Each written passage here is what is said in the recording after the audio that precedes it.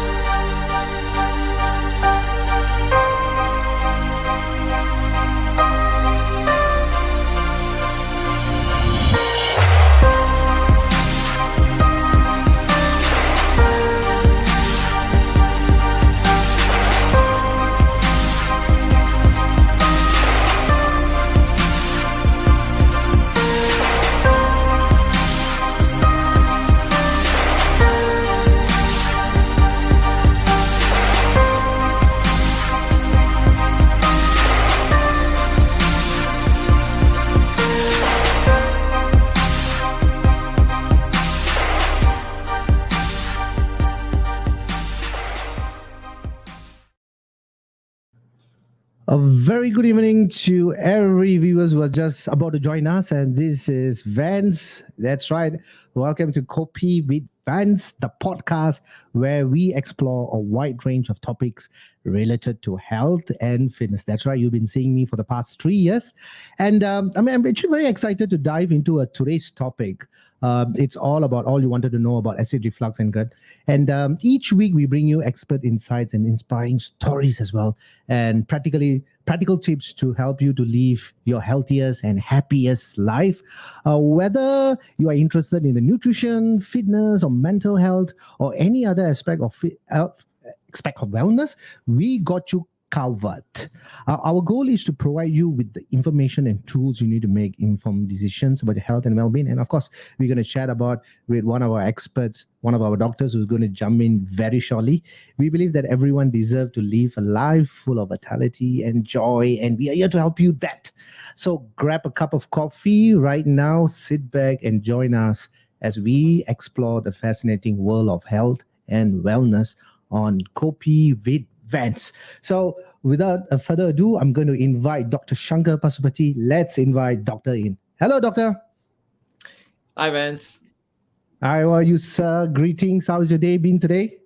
Very good. Thank you very much. I had a nice day. Thank you. First of all, thank you, Doctor. I know it's a busy schedule, especially doctors, back to back. And I know what exactly, you're rushing and you're back here with us at Kopi Rest. So thank you so much for that, Doctor. Thank you. Not at all. Thanks for the opportunity to chat with you today. Thank you, Doctor. So, Doctor, today's topic, and of course, before we jump into the topic itself, you want to do a short introduction about yourself for our viewers? Yeah, I'm a doctor specializing in gastrointestinal conditions. I'm a general surgeon by training. I used to work at SGH for many years. I currently have my own practice at Mount Elizabeth Hospital. It's called the Digestive Center. And we deal with all kinds of digestive issues. We actually have quite a comprehensive practice because we have a dietitian in-house. We also manage lifestyle interventions with a physio. So all the medical conditions that also require some element of lifestyle, dietary changes and all that, I think we need to tackle it in a holistic way. So that's what we want to talk about. And I'm glad, Vance, you also tend to do that in the way you manage all your clients as well. And I think that's the right way to go, right? We need to. Thank you, Doctor. I mean, I'm hearing a lot of stuff because you're mentioning, you have a nutrition and a whole lot of expertise with you. So it's more like a holistic approach that you are heading to. Can I say that, Doc? Yes, that's right, Vance.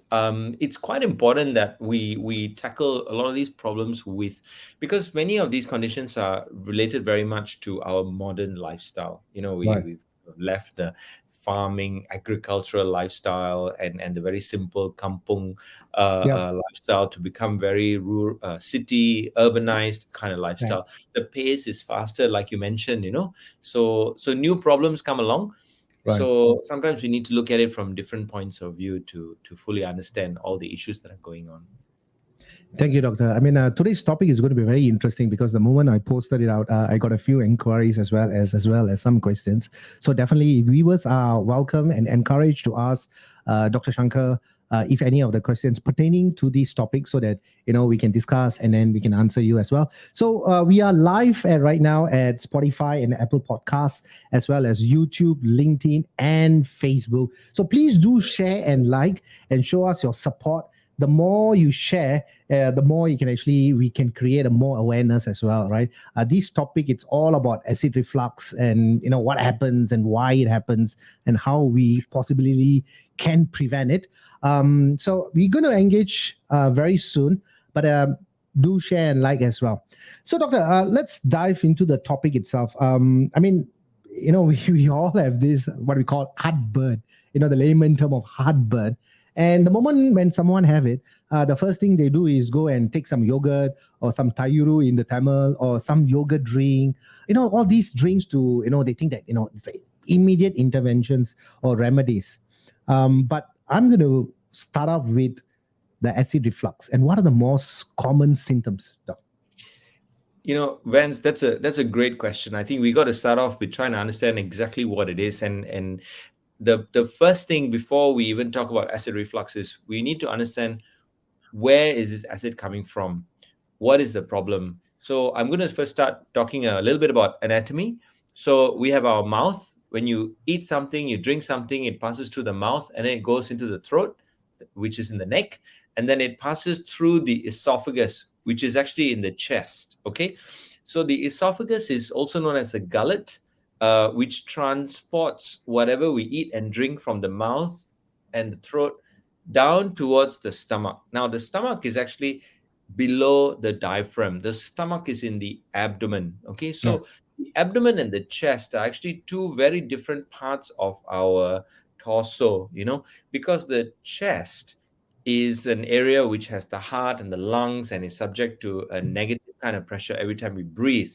But the abdomen is, we all understand because it's where the core muscles are and where the abs are. It's a very strong part of the torso, and where when we strain, there's a lot of force acting on all the organs inside the abdomen. Okay, now that little bit of anatomy I wanted to talk about, because when we talk about acid reflux, that acid is actually in the stomach, which is supposed to be below our diaphragm.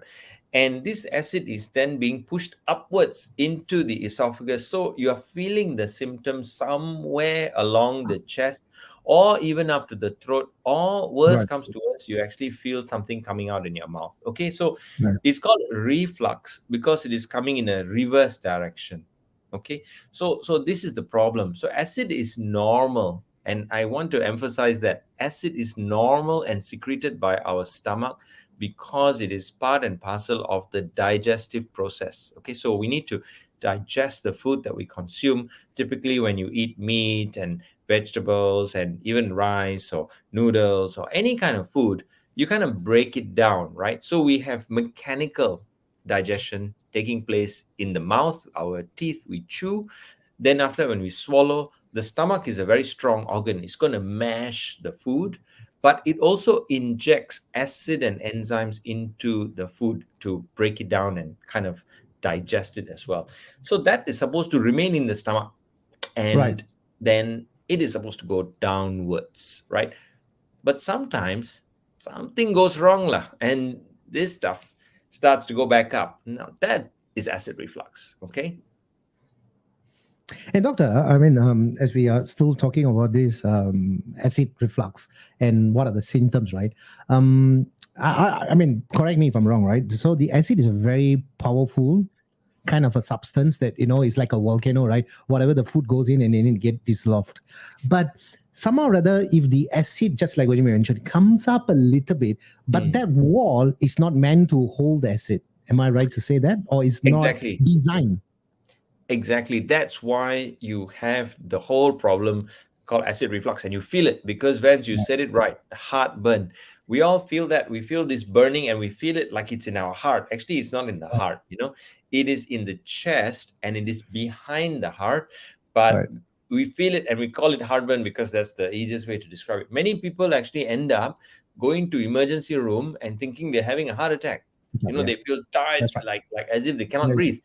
It's just the pain because the acid went to burn the esophagus. Now, the esophagus is actually a very thin tube, good. and it is just supposed to transfer the food from the mouth into the stomach. But because it is only supposed to transfer, it doesn't have the thick lining and the mucus production that the stomach has. So the Yep. stomach actually is protected from the acid by being able to produce a mucus that will protect the wall of the stomach. And the stomach itself is very thick. Now, those of you who are familiar with eating spare parts like kway chap, all those things, you will know, or even for Europeans, they have this haggis, right, in Scotland. Yep. That's actually the stomach, which is very thick. Now, the intestine, like the esophagus, is very thin. That is what we use to make sausages. The lining of the intestine is very thin. So the sausages that you eat, in case you didn't realize, actually the lining of the sausage Yeah. is lined by intestine, and the Oh, esophagus is like intestine, very thin, very thin. So when acid goes upwards into the esophagus, it burns and it's very uncomfortable. So heartburn is the number one symptom for acid reflux. The next most common symptom is the food actually coming up, or the juices, acid juices, or even the food contents coming up. So that's called regurgitation. That can come up, it can come up all the way into the throat, it can come even into the mouth.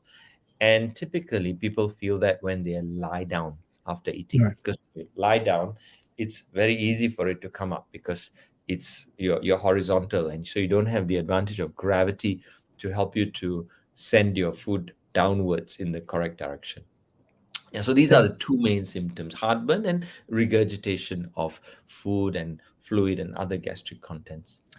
Thank you, Doctor. Thank you for that question that you took. Yes, viewers, if you do have any questions, please do engage Dr. Shankar Pasupati, and we will be more than happy to answer questions that pertaining to this topic. But also, Doc, when we talk about this acid and this reflux, a lot of the time, acid reflux can be triggered by certain foods, drinks, and lifestyle factors such as spicy food or even fatty foods, alcohol, smoking, and obesity. So, Doc, this is where I'm coming in, the obesity. So, obesity does increase acid reflux? Okay, so a lot of things, like you said, there's a lot of different factors that Right. will trigger acid reflux. Okay, so I want to kind of divide this into two kinds of factors, right? So one is related to what you're consuming, because the job of the stomach is to digest the food that you Right. consume. But certain things that you consume is going to also irritate the stomach, and it is going to create a lot of acidity in the stomach, right? That is because of the consumption of, so smoking, like you mentioned, smoking, alcohol, eating very spicy Spicy food, food. all of this is going to irritate the stomach, and is Right. not just stomach, on the way down is also going to irritate you, right? So all of this is one potential cause of the acid reflux symptoms, right? But then there are also some what we call intrinsic factors. When things go into the stomach, why does it not stay in the stomach? Why is it Mhm. triggering and coming back up again?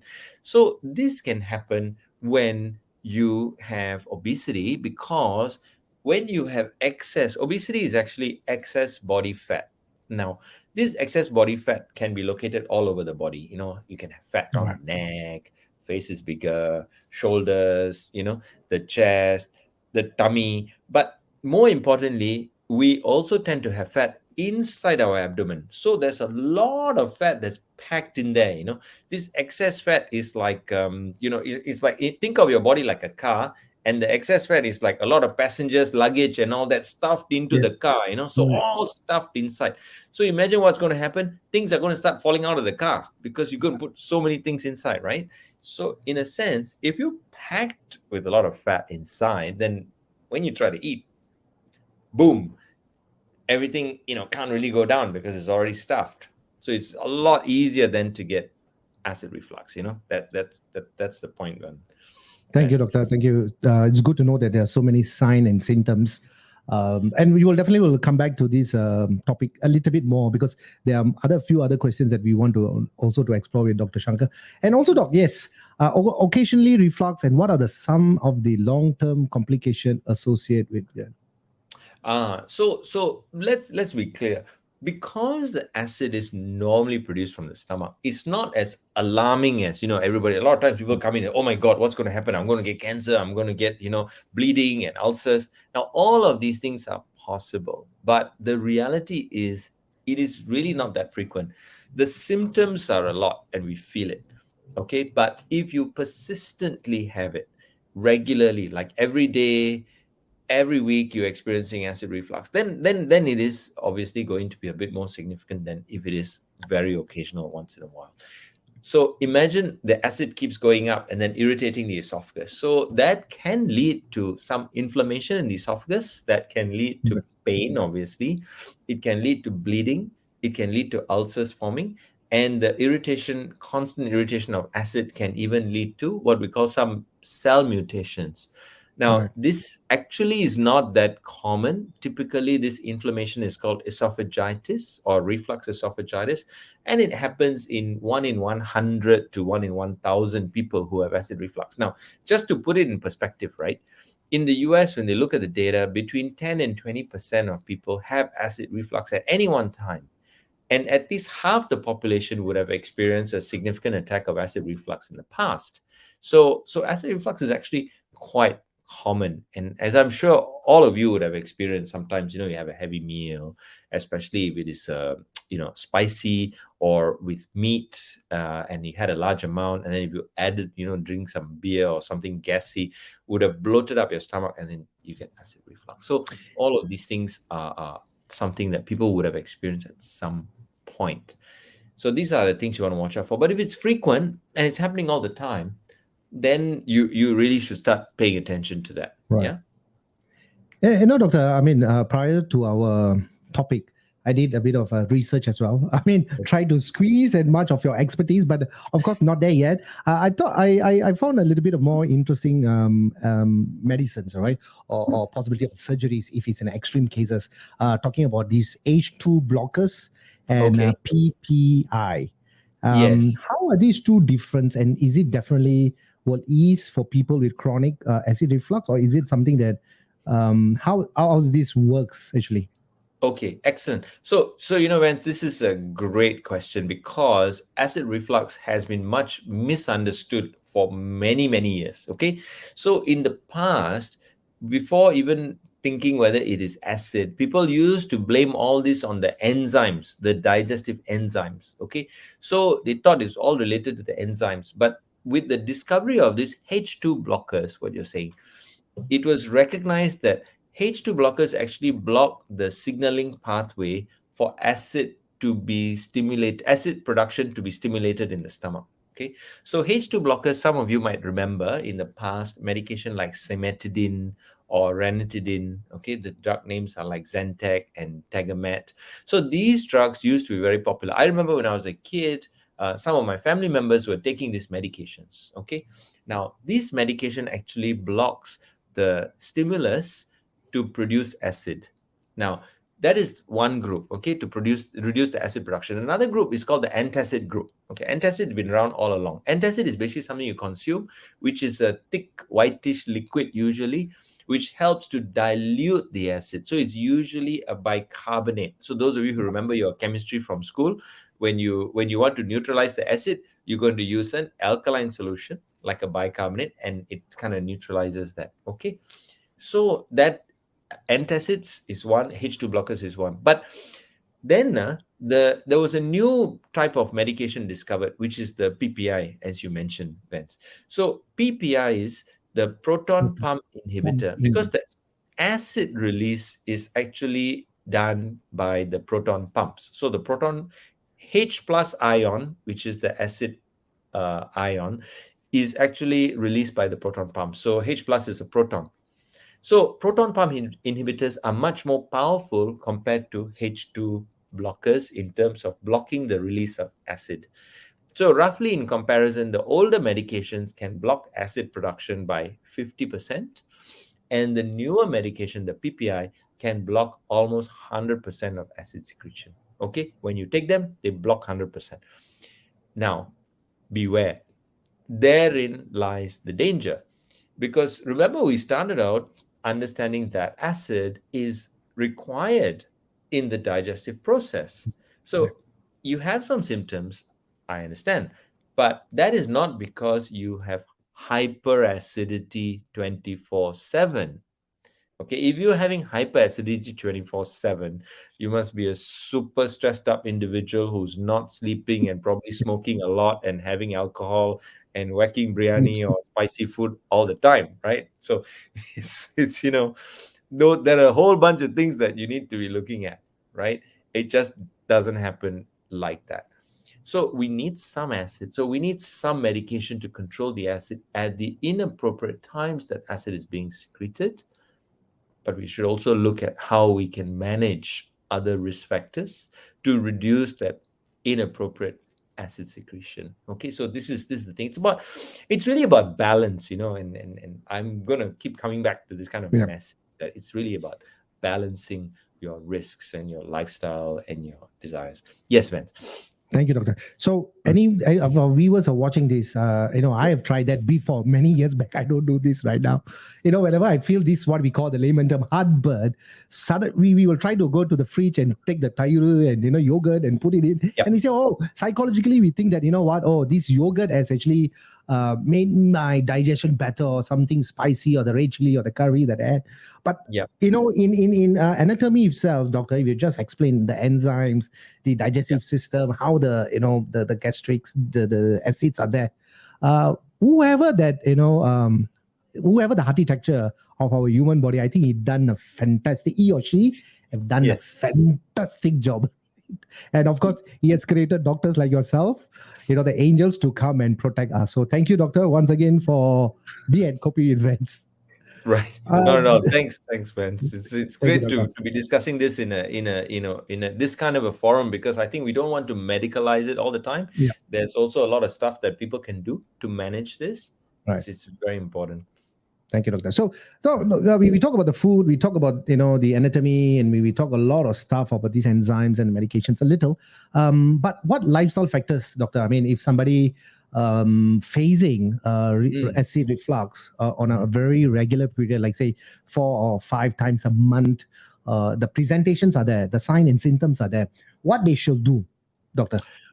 Okay, to understand that, right, what you should do, one needs to first understand how the body works. Okay, so our body has what's called a natural biorhythm.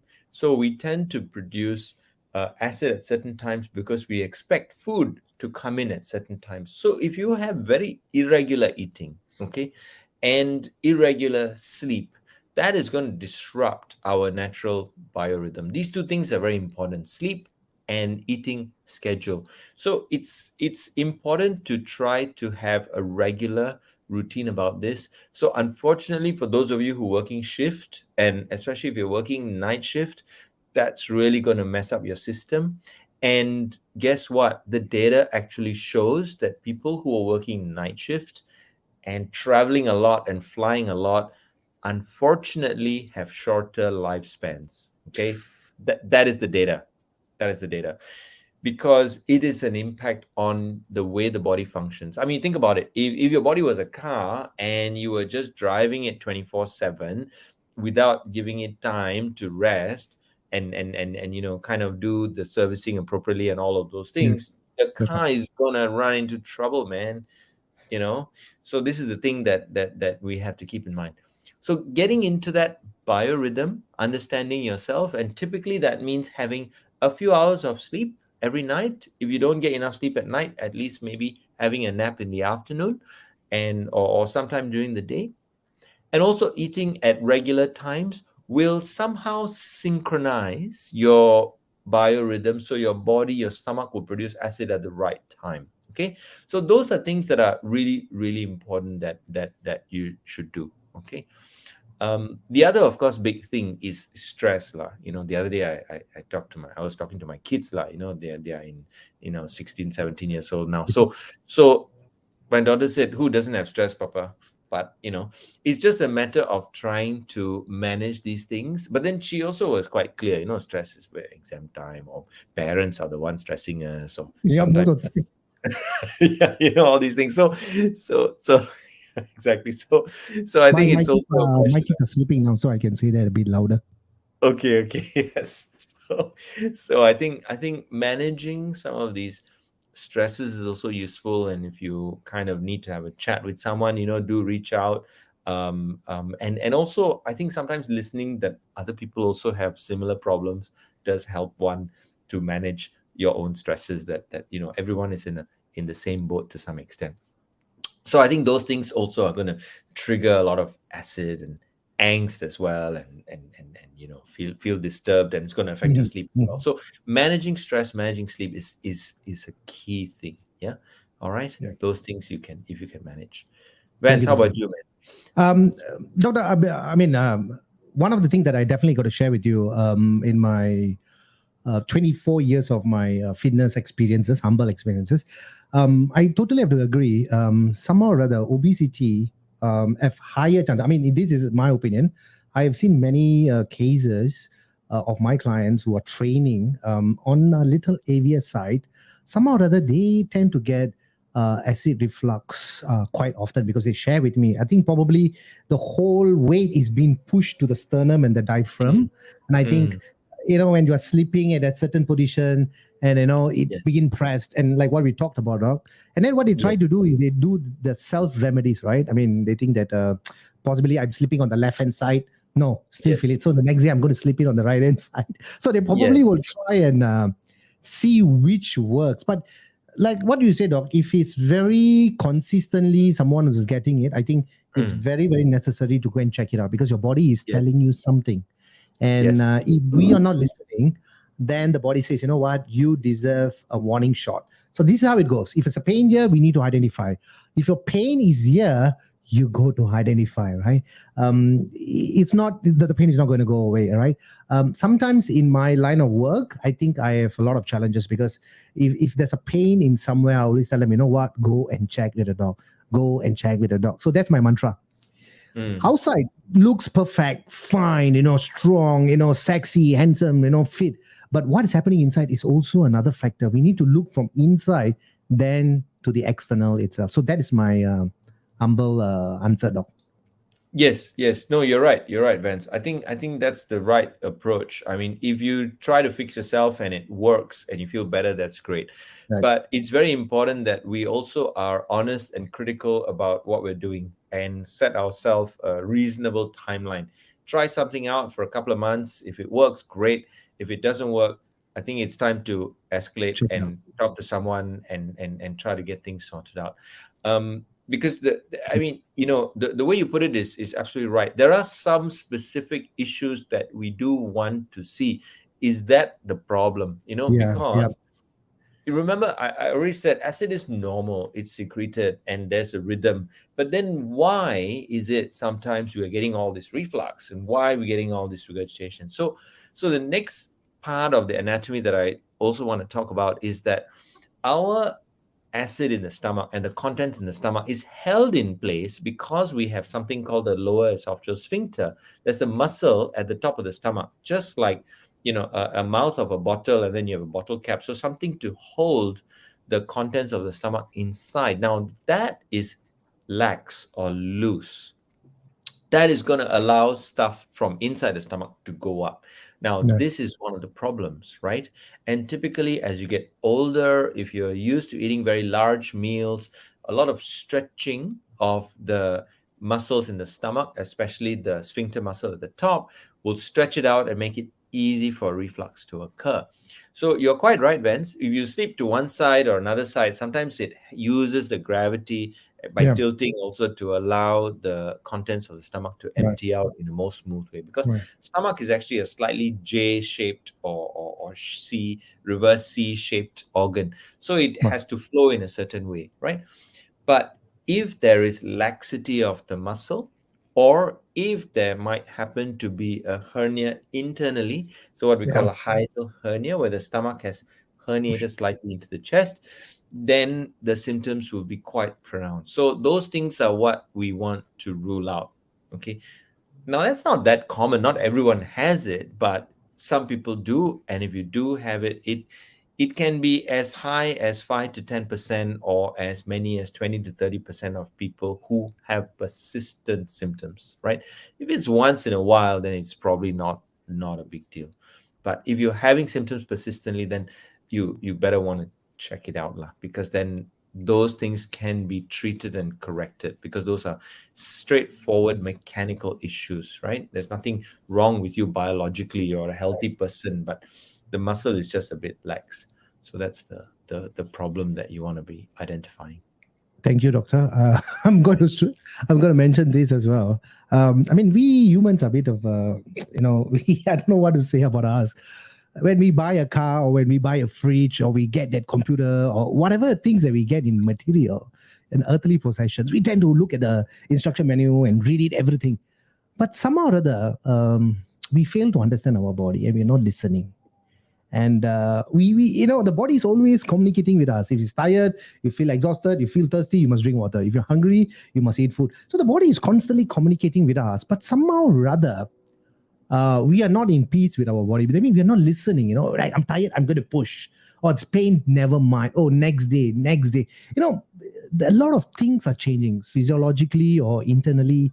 The body is just giving a lot of communication, and then finally saying, you know what? I give you a warning shot. Bam. And by then it's too late. Probably we should have a health instruction manual book for every human being, so that we look, okay, I got a pain and it's lasting more than 5 days. I need to go and see this doctor. Okay, I'm fine. I rest. Some sort of that to understand our body. So unfortunately, we don't have it, but I think it's necessary to understand. Well, Vance, you're absolutely right. And I think that's where the kind of stuff that you're doing helps, because you're Thank you. putting the message out and let people be aware that, look, these are some things that you want to pay attention to. Look, we spoke before this, and I believe in schools, they really should be emphasizing this, Yeah. right? But you know what it's like. It's all academics. So when it Yeah. comes to health, body, PE, all this is relegated and often Yeah. cancelled because Yeah. extra class is being put in, Right. right? So I think that's where we do have a problem as a society. We have focused a lot on the knowledge domain, but we are not focusing on the actual action, the skill sets you need, servicing and managing our body. I mean, you mentioned about cars. People love to get these beautiful cars, but what is the Singaporean habit? After 2 3 years, change to a new car. 2 3 years, change to a new car, right? Who is servicing and maintaining that beautiful car and running it for 10 years or extending the COE? I know some people do that, but it really is a rarity. So I think we do need to look at ourselves and, what kind of lifestyle we're leading now. And unfortunately, body, it's not disposable lah. You can't buy Yeah. another one in 10 years time. You got to stick with the Yeah. same one. And so better to pay a bit of attention to it. And I think we are sending our cars and our things, our material things, in a very frequent servicing. Well, when it comes to our human body, we're like, you know what, I shall go next year. Or everything is postponed. But so viewers, you are listening this or watching this, health assessment is very important. Health is your biggest wealth, because you can be a multi-billionaire or millionaire or zillionaire, but if you don't have your health, you come back to zero. So take care of your health, listen to your body, and live blissfully and happy. Doc, Absolutely. we are going to come into the food and beverages right now. Right. Certain food, certain drinks, beverages, soda can affect the acid or trigger the acid reflux. Yes. So going on with the theme about the acidity. So if we have food that's very strong, spicy, alcohol, that's going to be irritating as well, because in addition to the acid, it's also going to trigger other sensitivities in the gut. Now, how would you know that? It's very simple. If you just put it on your lip and you notice that it is sensitive, you can be sure that it's going to be sensitive in the gut, right? It's going to be giving you heartburn. So that's very easy. I tell a lot of people, you whacking all the chili and the masala and everything like that, but if you just put it on the outside of your lip, you realize how much is going to burn you, and that's how much is going to burn you inside, like many, many times more. The other thing is, of course, all the gassy drinks. And I think this is something, someone sent this to me, there's the right way to pour a gassy drink. You need to pour it out of the bottle so that some of the gas dissipates. Otherwise, the gas that is bottled into that drink, if you just drink it straight out of the bottle, that gas is going to just come out in your stomach, and it's just going to really stretch everything, and you're going to feel Right. very bloated. So I think maybe Vance, I don't know if you've done a show about this, but Yeah. you can show people how to really pour out a Right. gassy drink or a beer, Take and all then that you soda. just But clear but the but gas. but dog, I got to stop you here. But people are drinking this soda is because for the soda. They want the bubbles.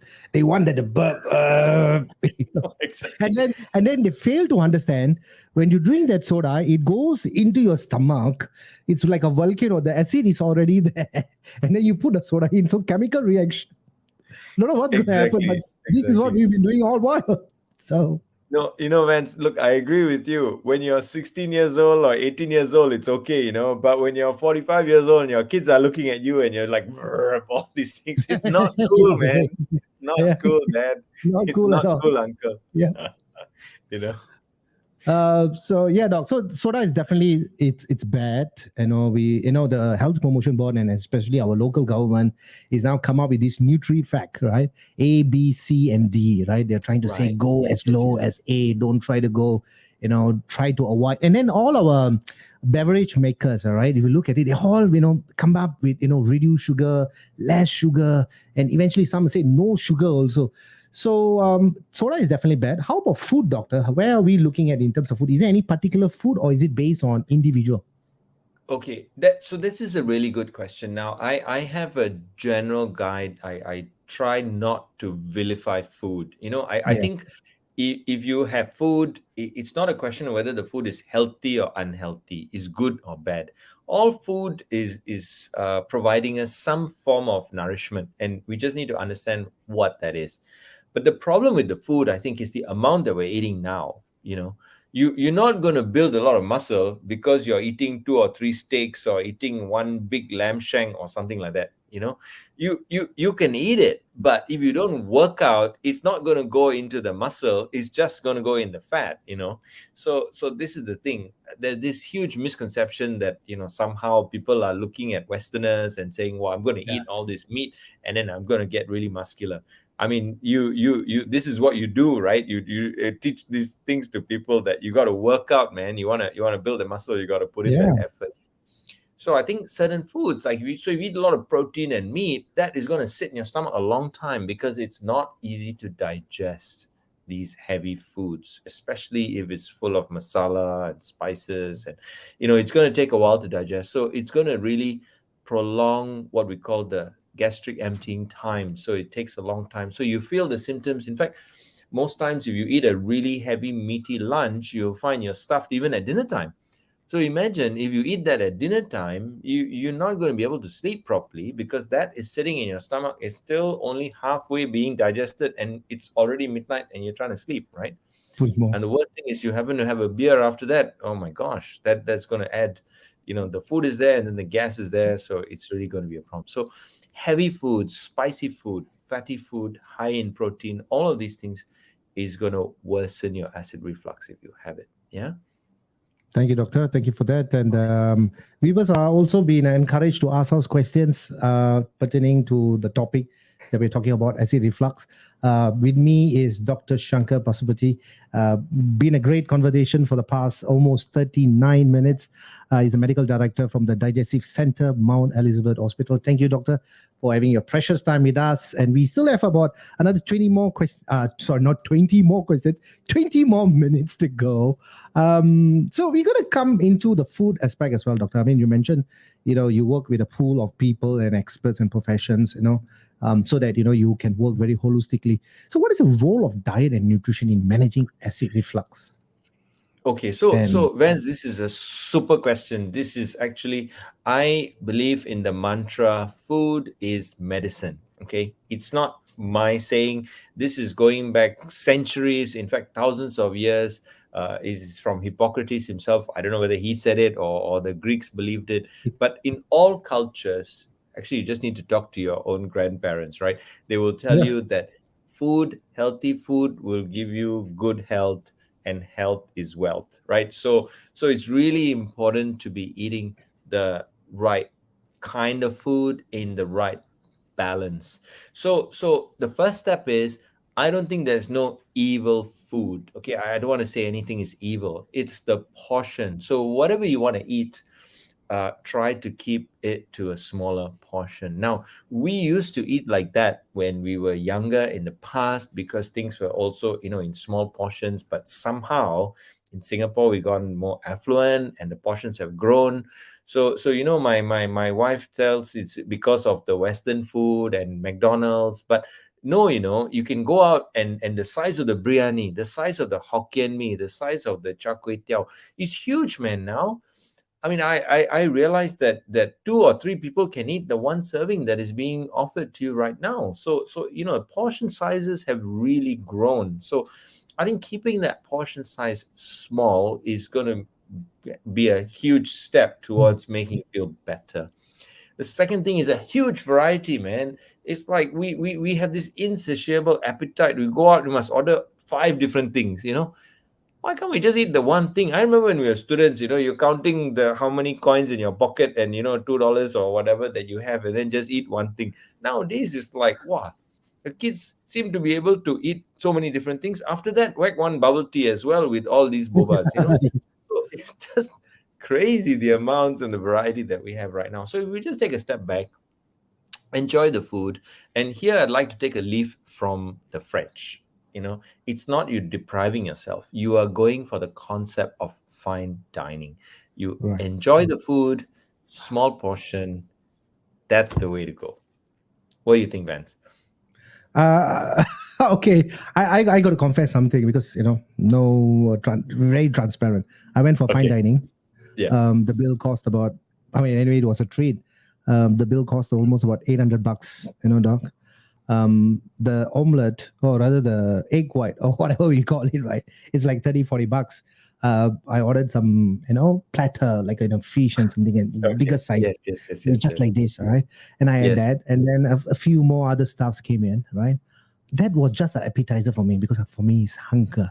It Yeah. just created more hunger, Yeah. and I have to come back home. And Yeah. then my mom cooked the typical, the sambar with rice and Okay.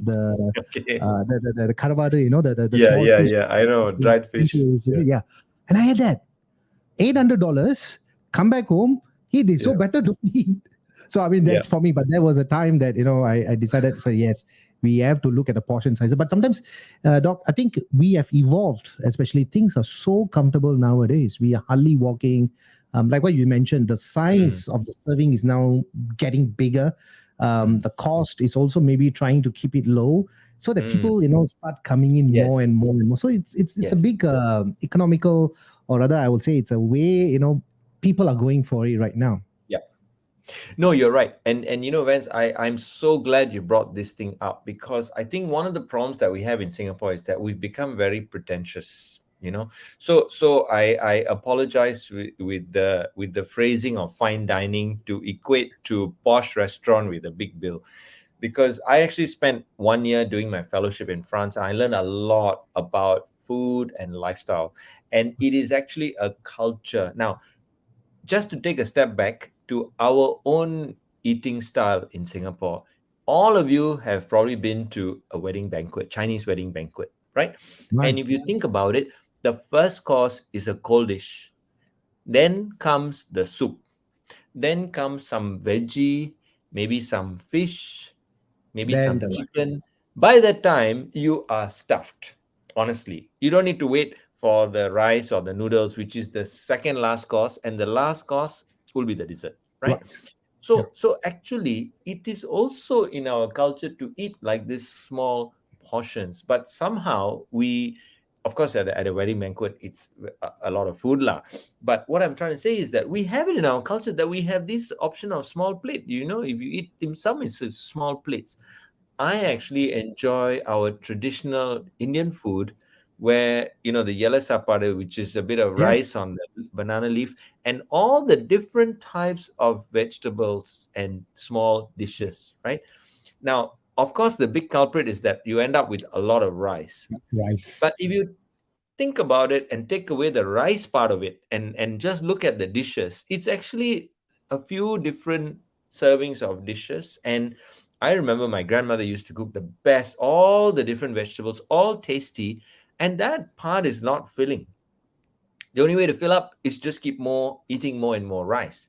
Now, to Yeah. that, all I'm going to say is just go half on the rice. Just enjoy all the little dishes. That's it. We can do it. We don't need to kind of go into something fancy. So I hear you, Vance. Let's draw on our own culture and heritage and the way that we used to eat, our forefathers used to eat little things. Nasi lemak was a simple meal. Simple. Yeah. Now nasi lemak, you must have a fried chicken wing, which is the wing and half the breast of the Yeah. chicken. Yeah. It's huge, Yeah. the thigh is so big. I don't remember eating that when I was a kid. It was just the dried up little fish, like you said, the Yeah. karwale, Yeah. right? Just a Yeah. little bit of fish, maybe some ikan bilis and the sambal Yeah. rice and a bit of timun. That was the nasi lemak, a little thing, and you're fine on that. So Yeah. I think we have things that we can choose to do and have. And the moment, and sometimes when you feel discomfort and pain and heartburn and all these things, it's an opportunity to then take a good long look Yeah. at how we're eating and say, why don't we just cut down a little bit? Eat the food, but just a bit less, kind of enjoy that. And then I think that's probably the way that most people can manage. Now, if it still doesn't get better, then of course, just come and see us. There's Yeah. a doctors you can see, dietitians you can see. You can have a chat with your friendly trainer, Vance, who will also, I think a lot of us in this space realize that people got to do things sensibly for Right. themselves and try to sort these things out. No need to resort to medication as the first thing, but just have it as an option, as a standby once in a while. If you need it, then you can take it. That's my general approach. I think people, let's enjoy what we're eating, and Definitely, doctor. I mean, you spoke very well on the food part because most of the times, some say, no, I'm going to avoid this, avoid that, unless they are allergy to a mm, particular or certain food after they done a test. And they say, yes, it's perfectly fine to avoid. But nowadays, it's true. All the food portion size has increased, and we are mm, eating often and consistently, and frequency also has increased up. Not only three absolutely. meals, now 4 meal, 5 meals a day, No, um, exactly. so What to I can feel how our poor stomach and the acid is working constantly, exactly. digesting, and putting enzymes. They put enzymes. I'm digesting, So the poor fellow is just working non-stop. Only you know how to communicate with them and say, Yes. okay, cool down a bit. We try to solve. So you're the great communicator for our stomach and to prevent all these unnecessary issues that we create upon ourselves. So No, thank of you for that, course, of doctor. course. No, not at all, not at all. Thank you, doctor. We have Yes. Cindy Chin. Doctor, is it true that if we eat more soup stuff, that may cause due to the MSG salt, is that could be also a reason why I am getting acid reflux? By Cindy Cha. Yes, Cindy, I think that's a good question. Because the soup, okay, two things, right? It may be all the different types of salt and different types of additives inside. So for the flavoring, but also don't forget, a lot of times in the soup we don't realize there's quite a lot of fat or oil in the soup because it's all part of the soup. It's hot, right? And then you don't realize how much oil is in that as well. So it's the oil, or sometimes it's the different types of seasonings like MSG and all that that's there.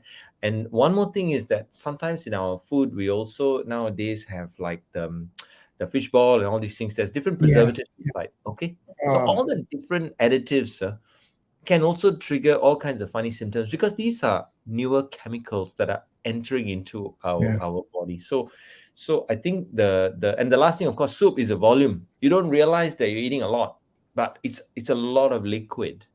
Our Right. stomach, just to give you a sense, right? Usually max is about 1 liter.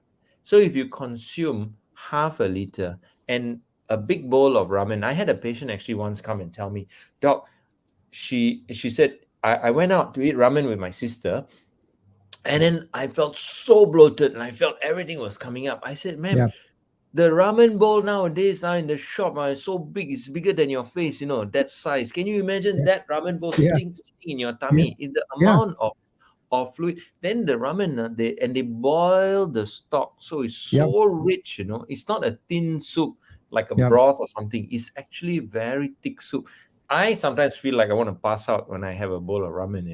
So Yep. so so I really am very careful nowadays. I mean, I eat the noodles part and go easy on the liquid soup. Right. So there are a few reasons, but these are the possibilities, lah. Okay. I got to echo for that, doctor, because recently I gave an interview for media Mm, on a plant-based, meat-based, protein-based, and process-based, and I got to strongly suggest and encourage people that whoever I know, telling them to avoid as much as possible on the processed meat, because first thing is we're not seeing what is inside. Number two, we are mm, not seeing the additives. We're not. Second mm, one, we don't see the flavorings, the oil, and lastly is the MSG, mm. which is contains the most side effects that can cause us dehydration. You feel bloated and all the other stuffs. And I think it's very important that if you want to eat something, I think it's better that you make your own self, like a patty or samosa, or even like a veggie patty or fish patty or chicken patty. If you do it your own self, you know Yes. what you're putting inside. So I know it's a little bit of Yes. work to be done at home, but in Yes. terms of health, you are way much more safer, and you can also put the taste for your own Mm. self rather than buying. Doctor, I have stopped eating fish Yes. balls. Yep. How can the fish balls so tasty? It's like, ooh. Last time I can Yeah. finish 10, 20 also whack the burger. Yeah. Yeah. Previously, Yeah. this I'm talking about 6, 7 years back. But Yeah. nowadays, you give me fish ball, I will just take and throw at the person. So I stopped. I Yeah. stopped eating fish balls.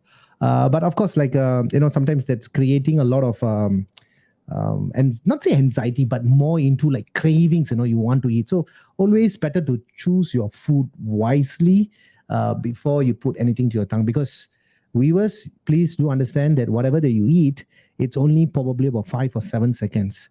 Once you taste it, that's it. It's going to harm or benefit. We are not sure. Only you are responsible for your food that you're putting in your tongue. So please make the wise choice.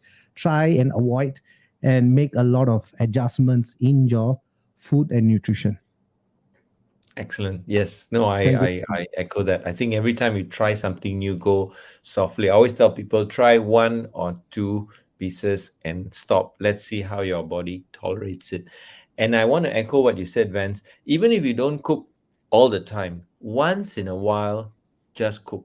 In fact, my Mm, neighbor said to me, he regularly eats out, and one time they made pasta at home, and he said, "Wow, we made the pasta and ate, and we felt so light compared to when they used to go out and eat the pasta. They feel so heavy." I said, hey, that's how you realize all the stuff that they are putting inside in the shop, all yeah. the different enhancers, flavor enhancers and all that, and the amount of meat. And perhaps it's healthy, but they cook down the meat, the bones and all that, but it's very heavy. It's very heavy. So actually at the end of the day, when you cook it yourself, you actually realize how heavy, how salty, how sweet, how oily all these things are. Then it helps you to rebalance your taste preferences. So I think this is a good point that you brought up, Vance. I want to echo that. Yeah. Thank you, Try doctor. making it. Mm. So definitely we're going to catch up for coffee one of these days, and we try to go for healthy food. Right. We try to avoid spicy. We will also try to avoid processed food. Probably we will eat some salad with some chicken or fish. If you're vegan, we can go for chickpeas, lentils, tofu. We will have a healthy one. We set the example. No, of Yeah, course, of course. but behind we Yeah. whack the curry lah. No, I think, look, everything in Yeah, balance and proportion. So I have to say, when we lived in France, right? We never ate at any fancy restaurant, just local neighborhood stores. And sometimes you get curry, sometimes you get Vietnamese food, sometimes you get Moroccan style tagine, and all of this. What's amazing is that a culture like the French they're very like Asian, at the end of the day. They yeah. incorporate all these different tastes, and then they will dish it out, in a nice small portion for you to enjoy. And the flavor is the key. So it's a small amount you really enjoy, take your time. And I think that's what we want to do. We want to go back to the way, imagine your grandma made it, you sit at the table, you eat, and then your mom will say, hey, no running here, switch off all the device, no watching TV, sit at the table, eat properly, enjoy your food, appreciate that somebody put in effort to cook that. And I think we need to recapture some of that nostalgia, but it's also the feeling about really respecting and enjoying the food lah. Then we'll have a good experience. So we will go for a mixture of Indian food and Western as well. How about that? Everything. That's right. Sounds good, man. Thank you, doctor. Thank you so much. All right. I mean, Not at all. It's been fun. it's been an interesting 55 minutes. And I know we still have more questions to take, but we're not going to take it that. Perhaps we will take it offline, or maybe perhaps it's part 2 in the upcoming months. Doctor, any takeaway or any tip that you want to give our viewers so that they can take back and think about it? Yep. Look, at the end of the day, I want to tell everyone to really enjoy your food and be, creative, curious, and try to sometimes make your own dishes. The more you participate in the whole cuisine and preparation, you'll enjoy it, and you'll be able to much better manage your symptoms. Then that I think is going to be very useful. And the second thing is, don't sabotage yourself or other people, because a lot of times we have this habit that, eat la, everybody eat la, eat until everybody cannot sabotage. Today also I was talking to someone, then he brought his family with him, the mother and the wife, and said that I'm trying to eat less. And this is funny because this is a guy, right? He says, I'm trying to eat less, but you see, all this is served to me, and then they look at me and like, I feel very guilty if I don't eat. So I had to explain to all of them. All right. So just enjoy, participate, and make sure you manage your symptoms by yourself as much as you can. Any issues, just reach out to us. All right. Vance is your guy. He'll point you in the right direction. Thank you, doctor. Thank you so much for setting aside 1 hour after a busy schedule. And I know how busy you can be.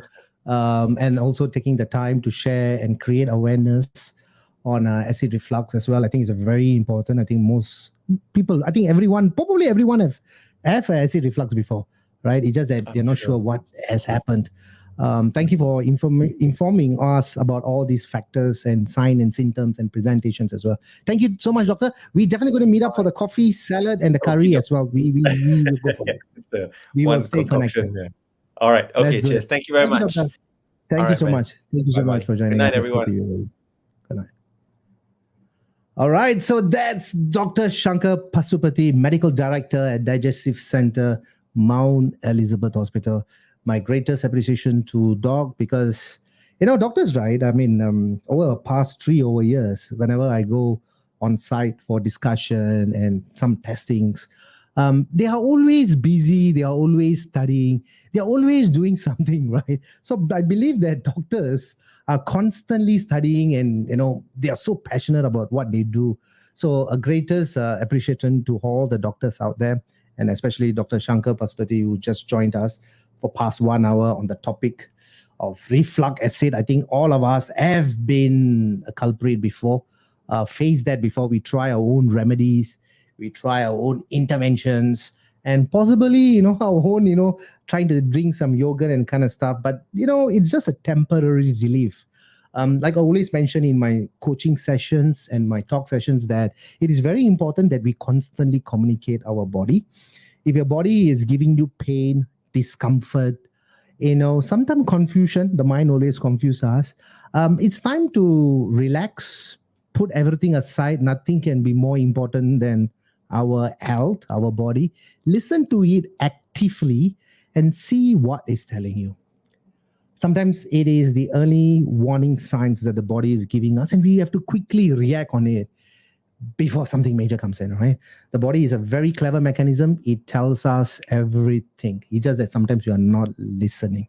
And today's topic has actually shined some light on acid reflux as well. If you do have consistently, your frequency is more, and probably more than 5, more than 7, more than 8, and something that's coming consistently, I think it is time to rectify it, right? Not to do self remedies. Go and check with your favorite docs. If you want an expert, just like Dr. Shankar Pasupati, who talked to about us to all about this acid reflux. So yes, we are going to meet up again on next Wednesday at 9 p.m. on another topic at Kopi with Vans. If you do want me to cover a topic that you think that will be very beneficial to you and to all the viewers and to all your loved ones, hit me up, give me a message, and I'll try to see if that is possible. I'm going to sign up, and I hope you have a very great week ahead and a weekend ahead as well. In the meantime, I'm going to contact Dr. Shankar Pasupati on the curry and salad. And especially, we are going to go for our coffee as well. So, to have more discussion on the body and our taste buds as well. So, that we are not going to inform you, we are going to be very good and clean about that. So, have a wonderful week and a weekend ahead. Have a lovely evening. This is your Vans, Kopi with Vans. Today is not Kopi, something drainy, icy. I'll catch you soon. All right. Ciao. Adios, amigo.